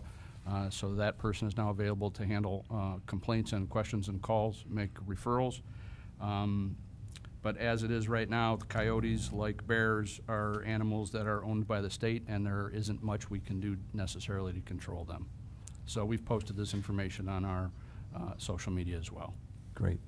Thank you, Chief. Any questions from the committee? Mr. Scott? Aaron, perhaps we could distribute the memo, just the memo, to the other members of council so they have a little bit of information. I will get that done tomorrow. And Thank you. is 15 coyotes. I remember back in the day that King Ranch, which is behind Liberty Road, I mean, at one time there was like 2 or 3 families of coyotes living there, so they must be pretty well gone now. It depends on the winter. So last winter was a more mild winter, so I think our population's up a little bit, and we'll have to see how we survive through the following winter. The breeding season is dependent on who survives through the winter. Yeah. Thank you. Okay, great. Thank you. Okay, item number 4, request from Fire Chief Shaw to accept the Cuyahoga County 2017 to 2022 All Hazard Mitigation Plan. Chief? Thank you, Mr. Chairman. You have in front of you a draft resolution from the Cuyahoga County All Hazard Mitigation Plan. This is required under the Disaster Mitigation Act of 2000, requires state and local governments to develop and submit for approval a mitigation plan. We have done this in the past for a number of years, and it's just a continuation of working with the county to achieve that goal. Great. Any questions from the committee? Is there a motion? Sure. I'll go ahead and make a motion to have legislation prepared, accepting the Cuyahoga County 2017-2022 All Hazardous Mitigation Plan. I'll second. Okay, any further discussion? Hearing none, roll call, please. Mrs. Meany? Yes. Mr. Russo? Yes. Mr. Scott? Yes. Okay, brings us to traffic enforcement. Item number 5, traffic report for the month of August. Chief? You have the monthly report in front of you, and as you can see, it's a shortened report with no specific issues that were addressed. It was kind of a quiet month for August, so we're thankful for that. Thank you. Any questions from the committee? No. Okay. Okay, brings us to the engineering report. Item number 6, Crown Castle small cell nodes. I know that we had tabled this. There was a request for a propagation study. There's a couple pieces of information that are in our packet today. And also, you know, Chief Shaw, you did pull me aside before coming into this meeting, and you had some information on this propagation study. Yes, Mr. Chairman, I did have an opportunity to speak with our vendor who does the maintenance on our outdoor warning siren system. Explained to him the situation and what my request was to the committee from last month. He shed a little more light on this issue, which has caused me to rethink it. Basically what happens when you have two radio signals close together, they can interfere with each other, and they would combine in another frequency that basically no one would know what it is. There's really no way to measure that. So you get this, you may have a study that says everything is fine. When you put up the equipment, everything is not fine. He actually mentioned that he had experienced this in a small community in western Ohio at one of the siren sites, very similar to ours, where a cell phone company co-located cell phone antennas actually on the siren site. They went through and tried a lot of fixes and repairs and troubleshooting and whatnot, and really none of those solutions worked, and the siren didn't begin to function again until they took the equipment off of the antenna. So he pretty much said that it's very difficult to determine if there's going to be interference until you put the equipment up and get it to work and see if there's interference. So that being said, I think you know, we could press and wait more for a propagation study. I don't know if that is the end-all to beat-all answer, though. It may come back as there's no problem, and then when they install the equipment, we could possibly find that there is a problem. So I am shifting my position to not so much reliance on the study, but a guarantee from Crown Castle that if the equipment is installed and there is interference detected or operational problems with that particular siren, that they would either relocate or take proper measures to make us whole again, to make the siren function, whatever that may be, obviously at their cost. I don't see any of their representatives, so I don't know how we would get that, but that would be my recommendation for you know, the path forward to get that guarantee or commitment from them to make sure that there's no harm to the city or any of our safety equipment in this process. Nancy? Well, I guess one of the things, and Bob, I know you're still here, would be maybe just to, why don't we maybe just X that one out? Because I think we had another alternative, didn't we? Besides the one that was going to be located that those neighbors were okay with? Yeah, there was another alternative, so if it's not going to be co-located, it's fine if we can move it to another location that was acceptable to them, so then I almost chiefs... think instead of, I mean, if I were Crown Castle, I'm not sure I would agree to that. You know, I mean, why bother putting it up if they're potentially don't Even wanna- if the study would show it, there wasn't, what you're saying, Chief, if I understand you, is they did a study in this other town, it showed that it wouldn't be a problem, but then once they got it up, there was a problem. I Is don't that know, right? I don't know if a study was actually done, but Okay. I was told that a study may show that everything is fine when, in reality, once you get the equipment up and working, it may not be. So the study is not the definitive answer, and there really isn't one other than putting the equipment up, having it operate, and seeing if there's an issue with it. Radio signals it's a very different animal, I'm very, sure. very, Yeah. very difficult to pinpoint. Appreciate that. Mr. Palunas? Yeah, and on then this, John. I'll go with Chief Shaw's opinion here because he did speak to people who are experts. I'm not an expert on this, and I don't want to run into the problem where we put something up. I'm not trying to hold Crown Castle up either, but I don't want to run into a problem where we know there could be a potential for an issue with this siren, so we don't want to hold Crown Castle up. We don't also want to have a problem with our own equipment. So if we could look at one of the other sites, that'll be fine, and we can just go forward at that point. Right. John? Yeah, I agree with Councilwoman Meany that if there is an alternative location, why take the chance? I mean, all of us have lived through a tornado here, and we unfortunately found out that some didn't work at that time. I'd hate to have it happen again and one doesn't work. By the same token, I read that, Chief, you felt it was necessary to get it done as quickly as possible, right? It's going to help you, your guys? The city has a ongoing and continuous problem over the last several decades with wireless cellular telephone transmissions that migrate outside the borders of the city and hit cell towers that are outside the city, and it causes a delay in those phone calls getting routed to the correct dispatch center. And we particularly have a problem because there are 2 towers in Twinsburg and in Oakwood, or just south of Oakwood in Macedonia, that get a lot of the stolen calls. Yeah. Those calls get routed through Summit County Sheriff's Office, then through the city of Twinsburg until they finally get routed to where they need to be. And it's a problem that we've been aware of, but this technology has been sold to me as being able to hopefully help that problem. So there is some issue with there, yes. Well, Mr. Chairman, I think we would want to get it accomplished as soon as we can, so we'll accommodate them, but let's find a new location. Right. I guess the other thing too, just in line with this, Chief, I know we did get a report from H.R. Gray, contractor in Cochrane, but can you just explain the situation here? Because it is a little bit different than what's actually in the report, and I think it's important that the committee and Mr. Palunas and Chief Shaw is aware of this as well. Yes, we were advised of the report made by H.R. Gray. Their company struck a live gas line during construction on Cochrane Road and made phone calls through wireless 911 to get assistance with the call. Some of the things that are in that report we can't validate factually, and it's unfortunate because even some of the locations that they cite in their own report aren't that accurate.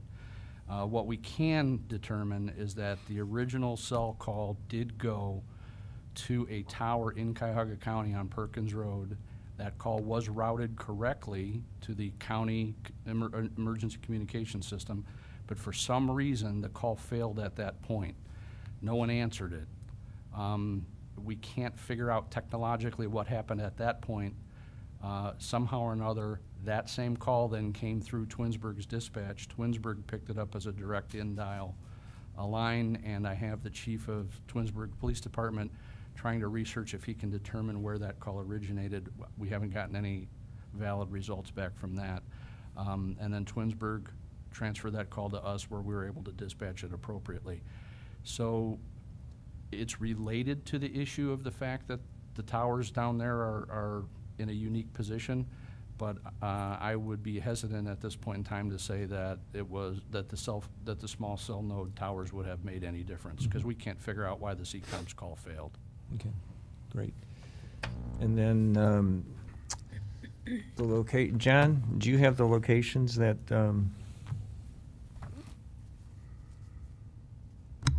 The other 2 locations that Right. were considered, I know one was right on Pettibone near the Cromwell intersection on the south side of the intersection, and I believe the other one was on Pettibone Road as well on the north side. These 3 locations are all generally in the same general area. Right. But were two of them close to the warning sign or warning signal? Their first selection near Cromwell was probably the furthest away, and I believe the other option was across the street on the north side. The fire signal, or the warning alarm signal sits at the intersection on the south side of Pettibone Road at White Oak. Okay. So, go ahead, Chief.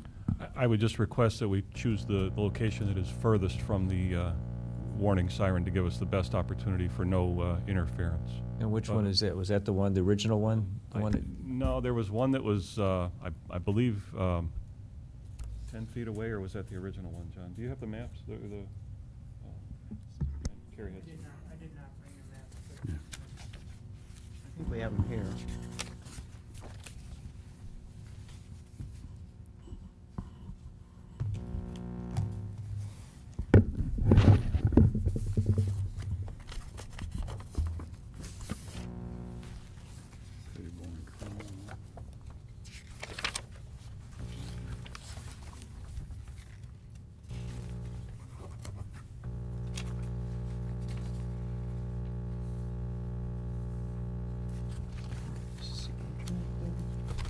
These views aren't, or wait, here's alternate 1, which was here, alternate 2, but I'm not sure what street that is.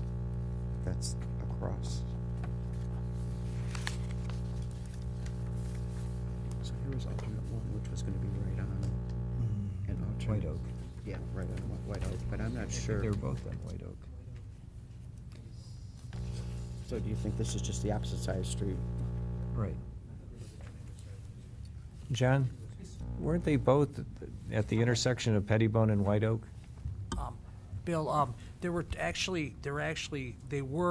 was co-located on the tornado siren at White Oak. The other one is, and Chief Shaw can state, a little bit further over where the tornado siren used to be, which is actually on White Oak, a little bit further up. It's about 40 feet up. And then the third one was the city-owned property on Pettibone Road where we tore the house down. That was the third favorite location where we tore the house down across the street from Cromwell, where where we now have actually not across the street from Cromwell, a little bit down where we tore the house down where the detention basin, Liberty Hill detention basin drains into. It's on the that would be on the south side of Cromwell. And I believe they. Yeah, that's fine. I don't believe that they were comfortable with that site for some reason. I could be wrong, but we're going to have to get them to. Yeah, and I don't want to. I'm not trying to hold this up. I just want to make sure that now that the concern with the tornado siren has been addressed, I understand. Well, do you have any problem with the Cromwell and Pettibone site? I would prefer, the residents would prefer the other site, which is about 50 feet. It would be closer to Pettibone, correct? 50 feet down. It was about 50 feet down. To the siren, or aren't you sure? No, it's away from the siren.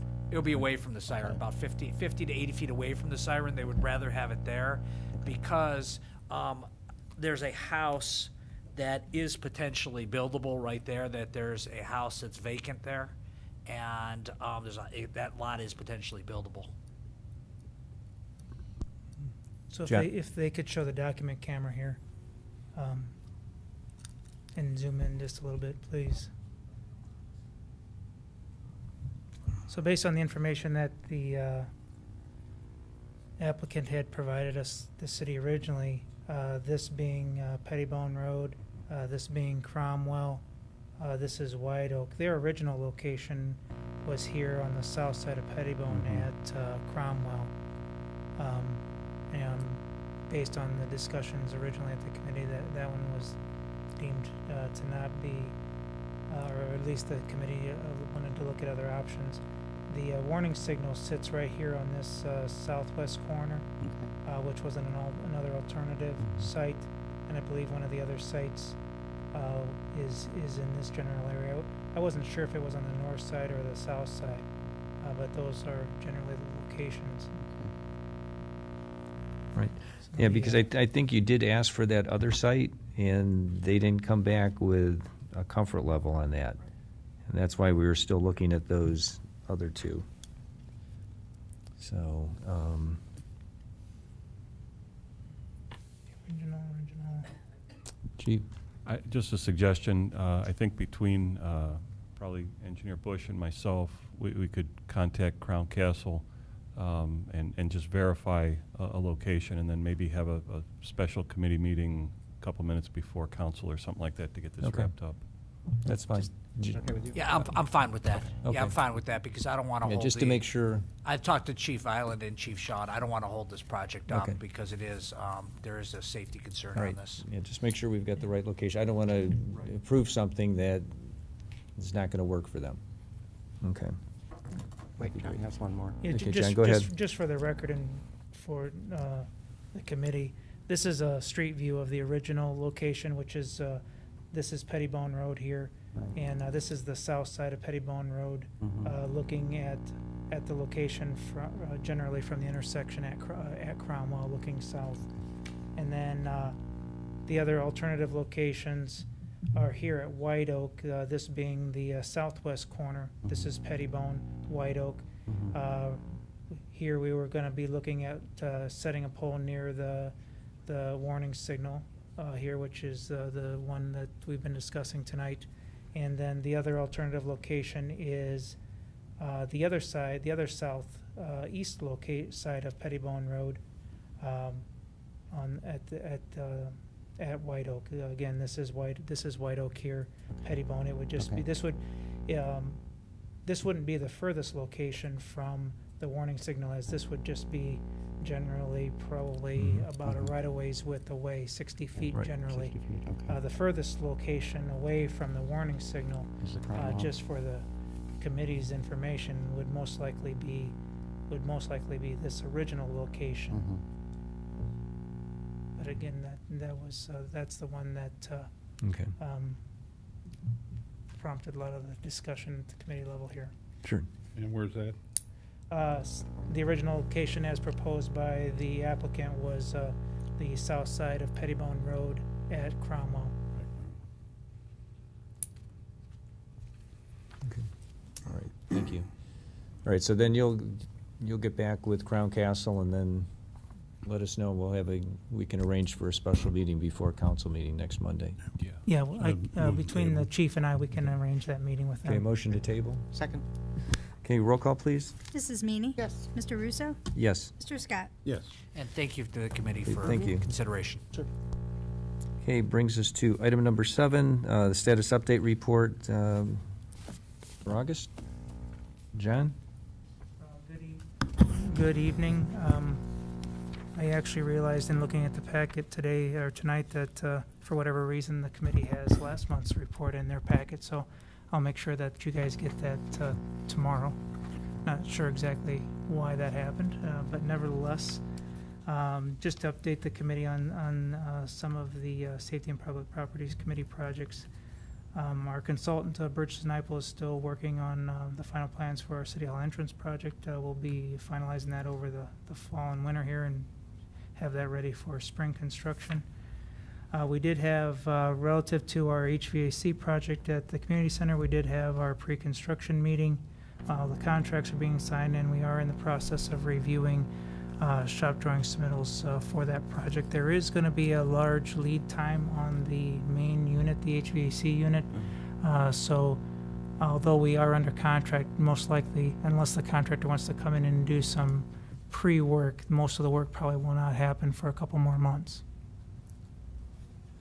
If there is any other questions on the update, I can address those now. Nancy. So with the indoor pool, so you're not quite sure, it'll probably be a couple months before it's closed, because it's a question. Yes, my understanding from the contractors, the work itself is probably only 2 to 3 weeks tops, but the lead time on the main unit that's going to control the humidity in the indoor pool is about probably at least two, if not 3 months, just to construct the unit. And I meant to call you, John, because I know I had asked this question before about the warranty on that, on like the boiler and that kind of stuff. Would you ever have a chance to check? what the warranty Those we are have all, on this those stuff? would all be in accordance with the manufacturer's standard warranties. Plus, What we are will, those normally? usually they're 20 years probably Oh, on, okay. on some of them, but I'll double check that. We would also still have our standard workmanship warranty as we always would have with Right, any of our sure. projects. Okay, and then real quick, the tennis courts, how's that going? The tennis courts are, haven't started the work yet. We are still working out some of the submittal paperwork with the contractor. Okay. Was that still thinking you'll get that done in the fall, or not sure? I would generally say that the, unless we have an exceptionally warm and seasonally seasonally high temperatures, I would expect that it will not be fully completed this fall, only that because of the tennis court coating that goes on top of the asphalt, there has to be a 30-day window between the time that the surface course asphalt is put down and when the actual tennis court coating can be applied. Okay, thank you. And then, John, I just have a question concerning, I saw something on Facebook today with the, one of the traffic signals. There was an accident. Just like to Yes, update the committee on that. I was going to maybe wait to address that under the next item, but I can Okay. talk to the committee about that now if you'd like. Okay, no, we'll wait till the next item, then we'll. Okay, under other, item number 8, Aurora Road, Harper Road, Cochrane Road, timing complaint.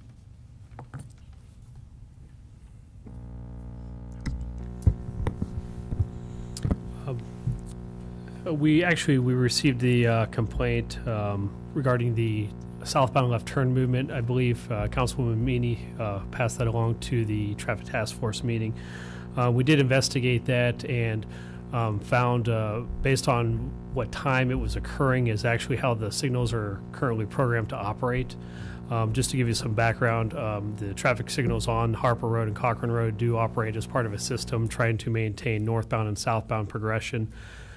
During the afternoon peak hours, we run a much longer cycle length, 160 seconds at all those signals, in order to accommodate that heavy northbound rush of trying to get cars back to the, US 422. Everybody that drives through there, if you're coming on the side streets, are probably familiar with that it seems like it waits, you wait a long time for those lights to change before you can, if you're trying to cross Aurora, if you're trying to come left off the ramp, it takes it that long to cycle through. During the off-peak hours, we actually dropped that down to a 90-second cycle length to be more efficient. At a certain point, the traffic volumes die down, and we don't need that amount of time to get everybody north anymore, so we drop the cycle to try to make those signals cycle more frequently, and thus you don't have to wait as long. Currently, the transition point for doing that is at 6 o'clock. Past observations have found that the traffic is generally died off by around that time. Usually by 5:30 almost, it's pretty much gone, but we run it to 6 just to accommodate any times where that may be a little longer. At that point, it goes down to the 90-second cycle lengths. And then what that creates, though, is you have certain intersections like Aurora, Harper, Cochrane, that because they have left turn signals on the side streets and the main line, the full 8 phases, there's not as much green time to go around. So certain phases like the left turns generally get limited to a much shorter amount of green time just because there's just not any excess to give. Whereas during the 160, those left turn phases get over 20 seconds of green time that they would stay on if there's cars there that trying to make the left turn. Whereas once we get beyond that, it drops down to about 10 seconds. So if there is a surge of traffic after 6 o'clock, that left turn cannot accommodate that within the arrow, and it may require people to wait through 2 cycles before making that turn. In order to address that, we can look at changing that transition point to a longer, later time, 6:30, 7 o'clock. The downsides of doing that is that long cycle then will be impacted to all intersections on the corridor, or all the way down to Carter, where people will have to wait that much longer, even though there just isn't traffic on Harper and Cochrane. The other thing we could do is look at a hybrid where some cycle length in between to transition from 160 to maybe 120, for an hour or two, and then down to 90 at a later time frame. guess going back to the committee, is this a rare occurrence, or is this something that's occurring every day to maybe determine whether or not what action should be taken moving forward? Nancy, go ahead. I mean, you do have, my understanding, you still have films of everything, of all these intersections, don't you, John, in your engineering office? I mean, you guys can see all hours what the Yes. traffic, okay. Yes. I mean, I guess, I know nobody's here at, I hope they're not here till 6 or 6:30, but, you know, I suppose maybe one morning, Ryan, would just be to, you know, check it for 5 days and see. I mean, I don't, you know, I'm not every day going, but like I say, 6:15, and, you know, it's back to almost where the old railroad tracks used to be on Harper Road, where people are trying to make the left turn, you know, to go east on Aurora. And there's like you say, most of those industries, you know, they're on a 7 to 3 kind of schedule. So Aurora, to me, at least, you know, when I was doing it more this summer, going up to the pool, there didn't seem to be a whole lot of traffic on Aurora. I'm not saying there wasn't any, but there certainly wasn't as much as there was, like I say, just with, and sometimes it would be 3. I think one time it was even 4 cycles I had to wait to get through.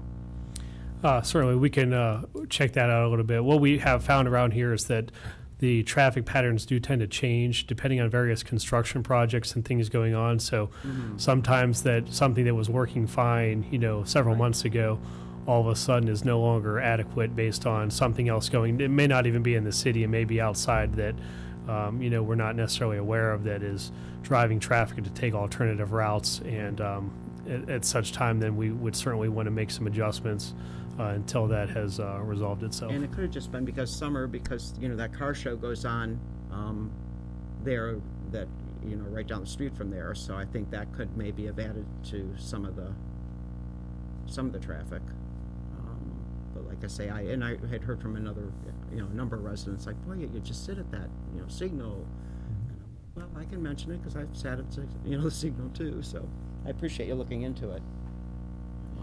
And I know there's no like perfect answer to this, but and I don't know, like I say, what you would be if you could make it run the left turn signal longer. I mean, sometimes I see it where, you know, you got the green and the arrow going, you know, and that kind of moves the traffic. But I appreciate what you're saying. You don't want to, you know, have the other. I know that's a big intersection. I understand that. I live right up the road from it, so I appreciate it. But thank you for looking into it. So I don't know what you guys want to do, if anybody has. John, go ahead. And I'll have I come down Bainbridge at anywhere between 5 and 6, and it's a longer light at Bainbridge when you come up to Som Center.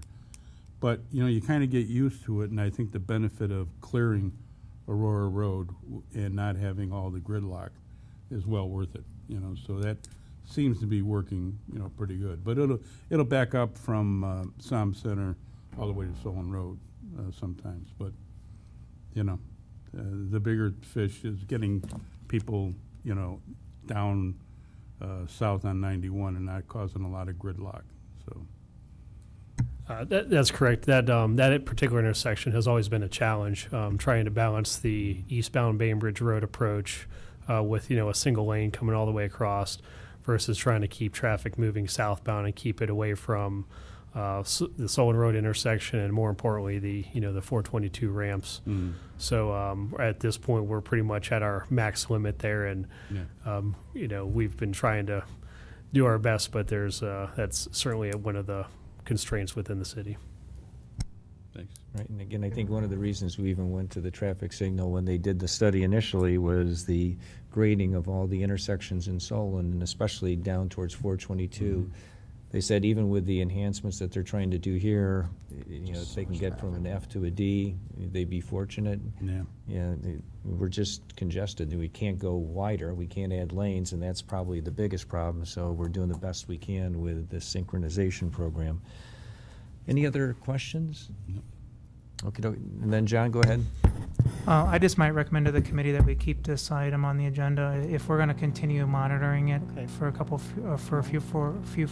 a few more months. Sorry, maybe we can just give monthly updates to see what we find on a month-to-month basis, and then down the road, after a couple months of discussion, we can make an ultimate decision as to what we want to do. Okay, great. And then go ahead. And I know Council Representative Meany had also brought to our attention a couple other issues at some other intersections, those being the Harper Cannon intersection and the Aurora Road and Burger King intersection.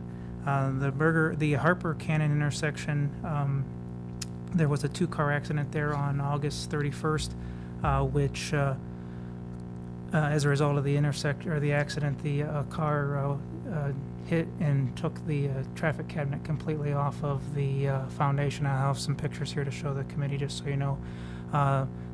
Param, our maintenance contractor, came in and put a temporary signal or a temporary cabinet in there to get the signal up and running. It does not have all of the functionality that our standard cabinet would have. As a result, the cabinet or the intersection is going to be running in a default mode, so it won't operate like we typically would expect it to. We are in the process of getting estimates and working with the prosecutor's office to sort out reimbursement through the insurance. In my understanding, it could be a couple of months before that because once it's sorted out, to actually build the cabinet and get it tested to install it, it's probably going to be a couple of months at least. Okay. Yeah, just so I can let the residents know, because it is kind of, you get down there and there's a left turn signal goes and nobody's in the left turn lanes. And these are, if the document camera could zoom out just a little bit, please. Wow. This is one view of the traffic cabinet itself. This actually is the bottom of the cabinet that would actually mount to the concrete foundation. You can see the damage here, and all of the wires have been completely torn off. And then this is another view. If I could have the document camera zoom out just a little bit more, please.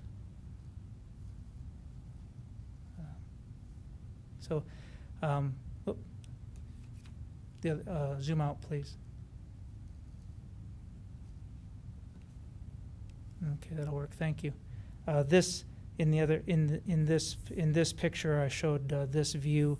That is this right here, the bottom of this cabinet, and then this is a side cabinet that we had installed as part of the citywide traffic signal. This was an existing cabinet that we didn't replace as part of the project, and this is a UPS cabinet where we added the battery backup to this intersection. But all in all, the cabinet was completely destroyed, so we're pursuing a replacement. Thank you. Quick question. John? Mr. Scott? Whatever happened to the plans on redoing that intersection? We had talked about it years ago. And I think that's why you didn't put one of the Cannon new and signals. Harper? Oh, no. I'm sorry. I was thinking of Cannon 91. Cannon 91, I just had a meeting with that consultant again to kind of kickstart that project again. So we are going to get back on that. There was some storm sewer issues that had come up in the interim that I was looking at some alternatives to redirecting some of that stormwater associated with that intersection. Yeah. We've sorted that out, and now I'm working with the consultant, who's Ari Warner, to get that resolved and moving forward with finalizing those plans. Good. Thanks. While I'm here, I'll just mention the other intersection, the Burger King and Aurora Road intersection. Ryan went and looked at that intersection tonight before I came to the meeting, and it looks like some of the programming inside the controller was crisscrossed between the eastbound left turn and the westbound left turn. The detection was working correctly, just it was giving the wrong signal to the wrong left turn lane. And from what Ryan said, it's been like that for almost 12 months. So for that to go undetected that long, thank goodness somebody's been going that way long enough to notice that there's a problem. Right. And thanking them, I would thank them to let us know so we can check those things out and get them fixed. Great. Anything else? Yeah, one other question, and this was referred, I think, at our last meeting, was the Woodall. Was that looked at all by the traffic task force, or? That's still in discussion at the traffic task force. Okay, yes. very good. So maybe the next meeting we'll have some information on Yes. that. Okay, thank you. Great. Thank you, John. Thanks, John. Okay, item number 9, Deer Management Status Update Report. We did get a report from Maria Farley. She's been handling the deer management program since Dave Ramco retired. Just wanted to get an idea of, just to ensure that the program was still in place for the next year. We do have an estimate of $58,000. Actually, we have the agreement from USDA. Also, one of the things too, just to be aware, we are due for a count, Yeah. and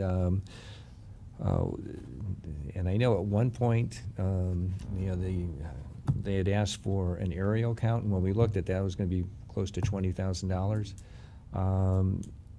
Over the last couple of years, Greg Miller has done the count for us, and they are very comfortable with his count because they do like the process he's going through.